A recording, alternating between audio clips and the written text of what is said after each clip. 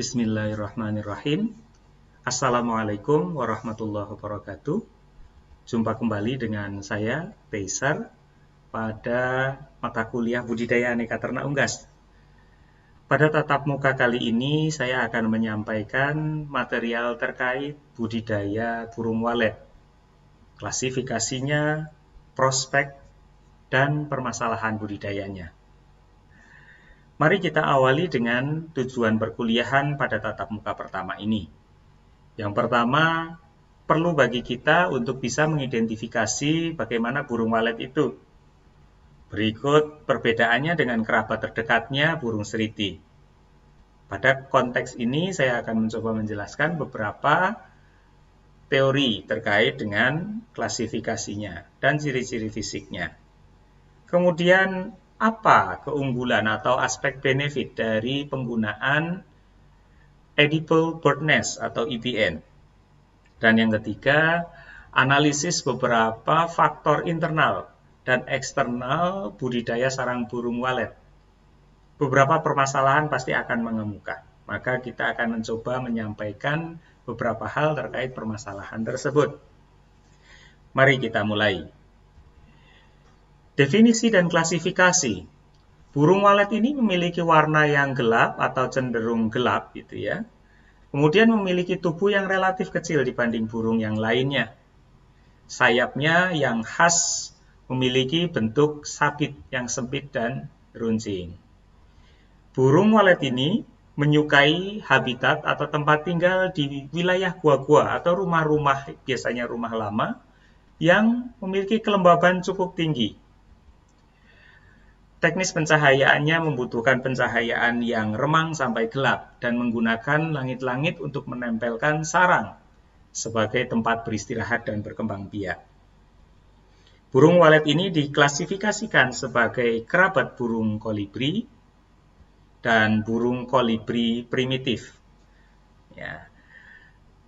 Sentra peternakan burung walet di Indonesia terutama banyak terdapat di wilayah Sumatera, Jawa Barat, Jawa Timur, dan Jawa Tengah. Wilayah-wilayah lain sampai wilayah Kalimantan pun ada, hanya dominan kebanyakan sentranya berada pada keempat wilayah yang tadi kami sebutkan. Kalau kita melihat pada sistem klasifikasinya, berada pada superorder Opomorphae, dan seterusnya, memiliki beberapa spesies, yaitu mulai dari Colocalia fusipaga, ini spesifik yang menghasilkan bird nest, dan beberapa spesies-spesies lain. Nah, tidak semua burung walet menghasilkan edible bird nest, maka kita perlu memilih spesifik burung walet yang menghasilkan sarang yang bisa dikonsumsi. Burung walet ini kalau kita lihat spesifikasi pada bagian kanan bawah, tampak bahwa ukuran tubuhnya relatif kecil, hanya 15-18 gram saja, dengan panjang ekor 46-50 mm bagian tengah, dan bagian sisi tepi itu menjadi lebih panjang, kalau kita melihat tadi pada gambar ilustrasi, sehingga membentuk seperti huruf W. Ya, gitu ya. Dengan panjang tubuh hanya 10-11 cm atau 100-110 mm. Nah, kalau kita melihat Capinis atau seriti gitu ya, atau berbagai jenis seriti yang lainnya, rata-rata memiliki ukuran tubuh yang relatif besar. Ini yang Capinis ini memiliki tubuh yang lebih besar, dan ini yang banyak kita lihat. Kalau kita lihat pada seriti ini juga berbeda, tribes generanya menjadi berbeda. Kalau kita lihat pada gambar kanan atas maupun bawah, sarangnya pun berbeda. Jadi bagaimana seriti membangun sarangnya tidak dari air liur, melainkan menggunakan komponen-komponen lain seperti mungkin patahan jerami, patahan pinus, dan sebagainya. Jadi memiliki kebutuhan yang jelas berbeda di samping ukurannya misalnya. Ada beberapa perbedaan mencolok pada walet dan seriti. Kalau kita melihat morfologis kelenjar ludah berupa salivary gland, kalau kita lihat walet terutama pada saat dia membangun sarangnya itu akan membesar kantung ludahnya pada gambar di sebelah kanan. Sarangnya berbeda, kalau kita lihat yang gambar sebelah kiri bawah itu walet, sedangkan yang kanan seriti. Dan kecenderungannya biasanya warnanya lebih gelap walet. Ya. Habitatnya, lighting necessities-nya berbeda. Intensitas yang dibutuhkan seriti lebih tinggi dibanding walet. Nah, walet kalau misalnya ibarat di dalam gua, maka dia membutuhkan kedalaman gua yang lebih dalam. Sementara walet pada permukaan pintu gua seriti sudah banyak membuat sarangnya. Artinya kalau kita memasuki sebuah gua, kita akan ketemu dulu seriti, baru lebih dalam lagi ada walet. Itu kaitannya dengan kepentingan kebutuhan kelembaban, pencahayaan. Demikian pula pola terbangnya. Seriti masih memungkinkan untuk bertengger dan sebagainya. Walet tidak. Ketinggian lokasi juga demikian. Ya. Walet membutuhkan yang lebih ekstrim dibanding seriti. Ya. Kalau kita lihat gambar-gambar ini, yang sebelah kanan itulah seriti, tapi pada gambar ini kanan seriti, ini walet. Jadi berbeda. Bentuk ekornya berbeda, warnanya berbeda, gitu ya. Sarangnya berbeda, gitu ya. Kita lanjut. Ini adalah gambar-gambar ilustrasi pemetik sarang walet alam. Ini kalau tidak salah gambar ini kami ambil dari Detik News pada wilayah pantai selatan. Sedemikian berat aktivitas mereka harus mempertaruhkan nyawa untuk memasuki gua-gua dengan lereng yang tajam sekali, dengan peralatan yang seadanya. Kalau kita lihat gambar pada kanan bawah, sarang pun menjadi tidak bisa, tingkat kebersihannya, keseragamannya menjadi rendah. Artinya mekanisme perbaikan kualitasnya itu menjadi lebih rumit karena orang mengharapkan warnanya putih, bersih. Kalau yang kanan itu karena alami ya, dia membuatnya kapan, apakah sudah digunakan bersarang. Kalau kita lihat pada sebelah kanan itu sudah ada kotoran, artinya sudah digunakan untuk bersarang. Gitu. Beda dengan sarang-sarang yang biasanya artifisial, kita bisa mengontrol. Pada pemeliharaan artifisial kita bisa mengontrol kapan dia membuat sarang, kemudian bagaimana kita bisa memanen sebelum dia misalnya menetaskan telur-telurnya, sehingga sarang itu menjadi relatif bersih. Namun tidak setiap saat selalu menguntungkan. Yang walet alam ini juga punya kelebihan. Walet yang dipelihara, yang tanpa pemeliharaan, artinya secara alami, dia memiliki potensi mencari berbagai jenis serangga yang lebih beraneka ragam. Bahkan bisa mencapai lebih dari 60 jenis serangga yang biasa dikonsumsi hasil penelitian yang kami lakukan. Nah, artinya beda dengan yang ada pada tempat pembudidayaan. Mungkin karena sumbernya itu terbatas, maka kualitas sarangnya itu dari sisi aspek kandungan nutritifnya menjadi lebih rendah. Gitu. Jadi ada keuntungan, ada kelebihan. Dari sisi kualitas fisik mungkin sepertinya tidak seunggul yang pada mekanisme budidaya. Namun yang alam ini memiliki kandungan nutrien yang lebih kompleks, lebih komplit, gitu ya. Bagaimana dengan potensi harganya? Ini ada gambaran sarang burung walet pada harga-harganya. 1 pieces itu sekitar 2 gram, beraneka ragam. Ada yang 100 gram, berarti per gramnya 290.000 ini pada gambar tengah. Tapi rata-rata sudah di atas 200. Ini questionable usually. Kalau ada harga yang cukup menyimpang, maka kita lihat berbagai perbandingan. Yang mungkin standar adalah yang ini.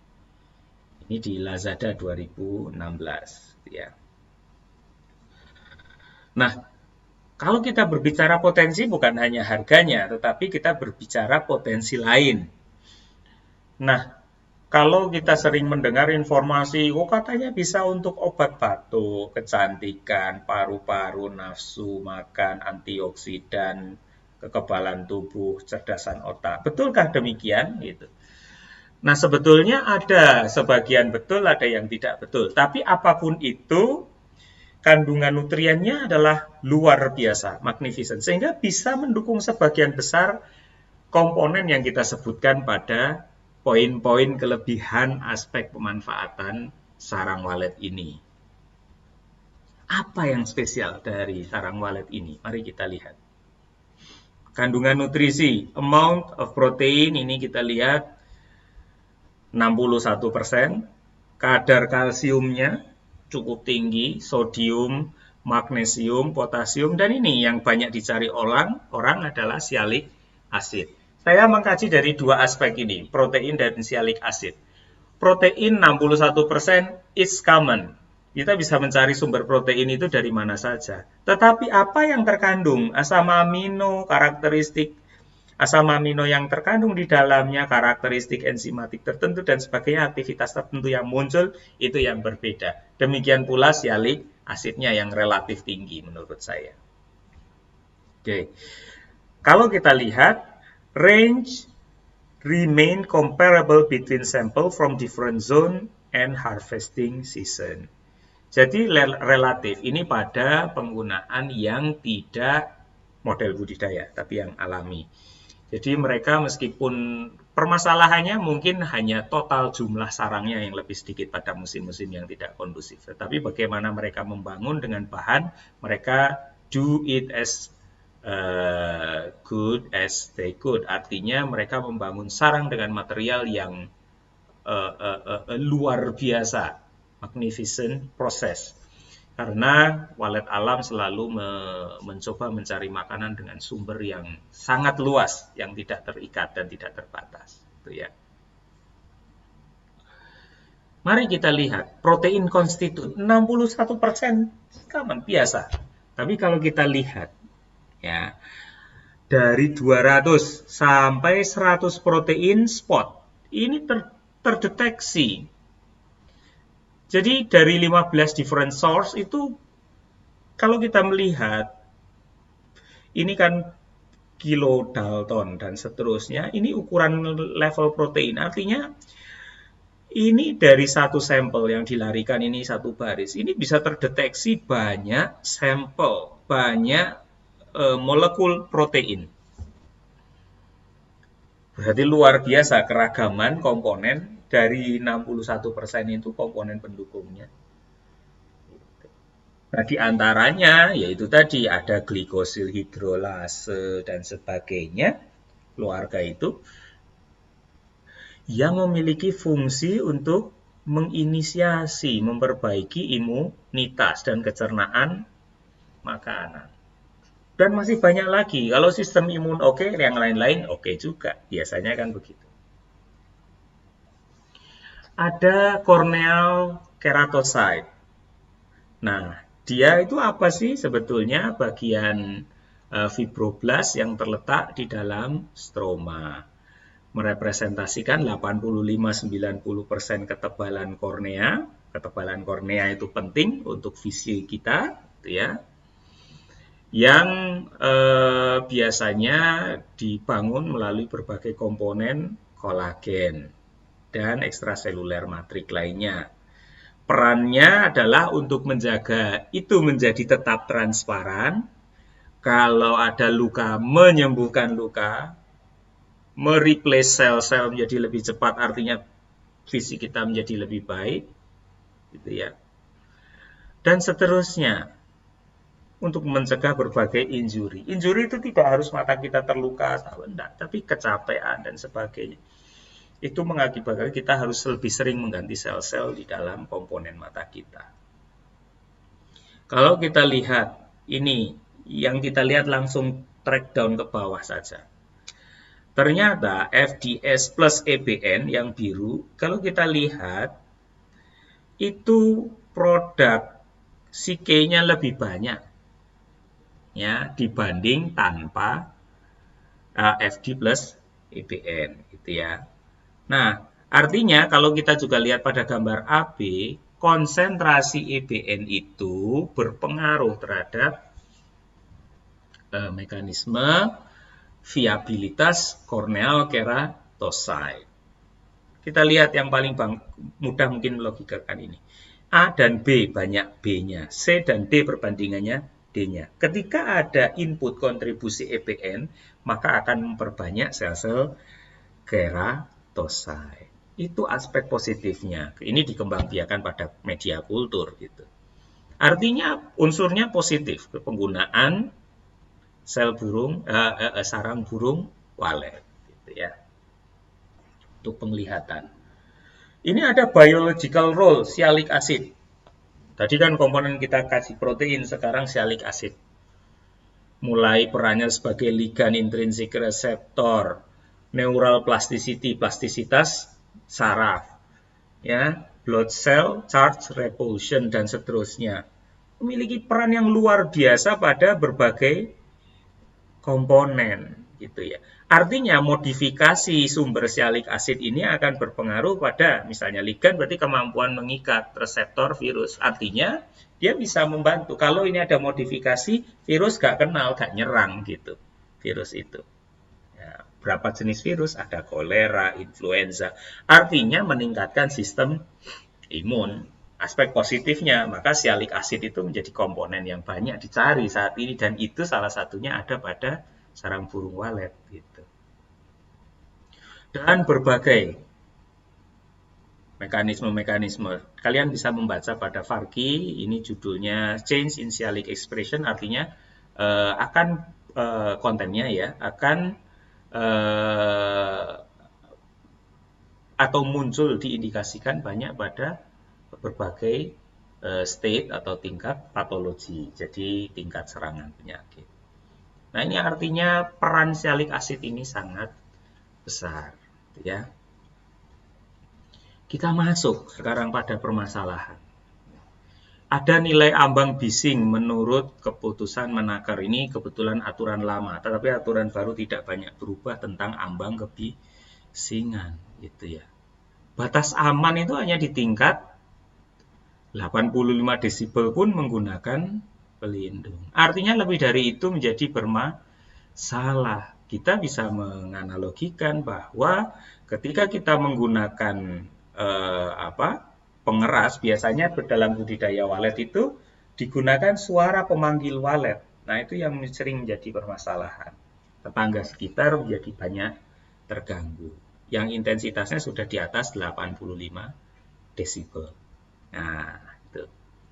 Ini analisis faktor internal eksternal. Strength, di Indonesia masih banyak, nilai jualnya tinggi, saluran pemasaran, kualitas produk baik. Ya, bisa jadi kalau kita melakukan beberapa alternatif. Ada weakness, gitu ya. Weakness-nya apa? Lah ini, biaya produksi tidak ada yang rendah. Gitu. Tapi rasio pengembalian modalnya itu nanti kita bisa perhitungkan, masuk nggak, kan gitu. Artinya kalau biayanya tinggi, modalnya butuh banyak. Biasanya ini niche market, tidak banyak, artinya tidak mudah untuk menjual produk-produk ini, gitu. Kecuali kita ketemu pengepul khusus. Nah, ini artinya kan berarti menjadi masalah ketika itu menjadi ancaman, yaitu nilai tukar yang berubah-ubah, gitu. Kemudian nilai burung yang berubah-ubah. Dan seterusnya. Ada external opportunities, ini ada penggolongan harga, ini kita bisa menciptakan, nah, tergantung tingkat kebersihan, tergantung mutu walet, maka kita bisa melakukan analisis. Ada penggolongan harga, dan seterusnya. Teknologi informasi itu menjadi opportunity bagi kita. Meskipun tetap ada aspek threat seperti nilai jual, tanah, dan sebagainya, kadang memanfaatkan bangunan lama, lebih murah, lebih menguntungkan mana menjual nilai bangunan yang akan terus naik beserta tanahnya atau mengembangkan itu sebagai media budidaya walet dan seterusnya. Ya, polusi lingkungan pastinya ada kaitannya dengan suara antara lain atau mungkin masalah aroma, bau gitu ya, dengan terbatas meskipun relatif tertutup kandangnya bisa jadi itu karena waletnya banyak, buang kotorannya kemana-mana. Bisa jadi aspek polusi, baik udara maupun suara. Oke. Ini standar kebisingan sebagaimana tadi. Nah, bagaimana dengan suara walet? Ini hanya 1-2 contoh saja. Ya. gambaran suara walet. Suara walet itu ritmik dan cukup bising. Biasanya disetel dengan volume yang keras di atas 85 desibel untuk bisa menarik walet pada jarak yang cukup jauh agar mau bersarang pada rumah yang dibangun oleh seorang pembudidaya. Contoh saja.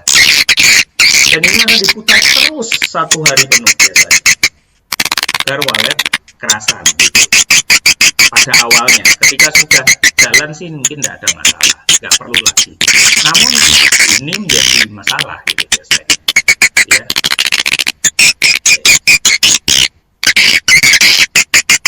Kita cukupkan.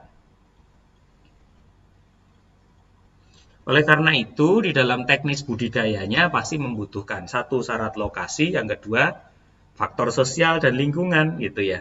Kalau sarana prasarana penyiapan gedung, menarik walet bersarang dan sebagainya itu persyaratan lokasi untuk kepentingan budidayanya. Namun faktor lingkungan harus demikian pula pemeliharaan, pembibitan, hama penyakit, panen pasca panen itu kepentingan pembudidaya.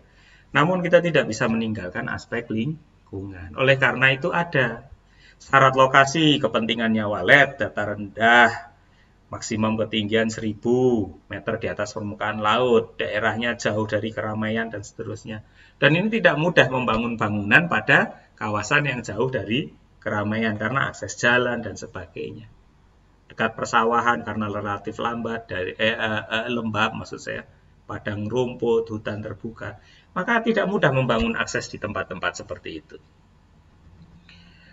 Demikian pula dia harus lolos AMDAL. Kalau itu beres jauh dari berarti AMDALnya relatif mudah. Tapi ketika ada di bangunan yang bekas dari bangunan lama, kemudian dirubah, maka AMDAL ini menjadi tambah repot lagi gitu ya. Apakah berpotensi flu burung? Ini menjadi masalah gitu ya. Jadi isu-isu spesifik. Harus dijauhkan dari lokasi, minimal berjarak 25 meter, nggak ganggu tonggone. Itu kan potensi kandang meningkatkan serangga dan nyamuk.